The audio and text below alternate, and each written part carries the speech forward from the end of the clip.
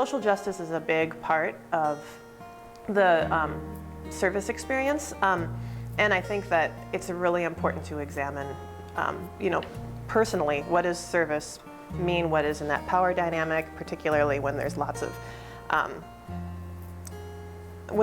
things going on, probably in your mind and also in the world concerning racial justice and economic justice, and a lot of placement sites bump up against a lot of those. For instance, there's a woman who has come to our program that wants to be a medical doctor because she sees that the concrete work of a doctor is like, somebody has a need and then I can help solve it. Like, this is wonderful. This is like the concrete work of justice right in my office.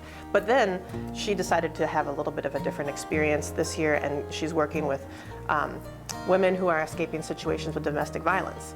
And she's like, this is a whole new world that I didn't even know about. Like this, there are people walking around that are experiencing this pain that I don't even know, Like you can't look at a person and say, I'm gonna prescribe this for your domestic violence situation, It's a big issue and it's really complicated. So she's kind of discovering all the different ways, there's a racial element to it, and there's how do the children, how is their life affected by this? And then there's a political side to it. And there's the criminal justice system comes in when these women are seeking orders for protection. And so there's just a lot of different worlds colliding. And I think that can be an exhausting part of a service experience because there's so many different social justice issues that often come together at any one work placement site, or in just any life that when you're carefully examining the world around you, you can see all of these issues.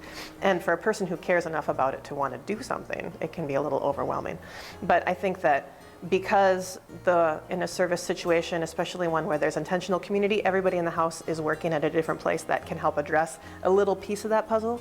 It can feel like you learn a lot about doing the piece that you can do, because we all have two hands and we all have one body and we can do what we can do, and it's not all on our shoulders, and we just need to work together and organize and do the best we can.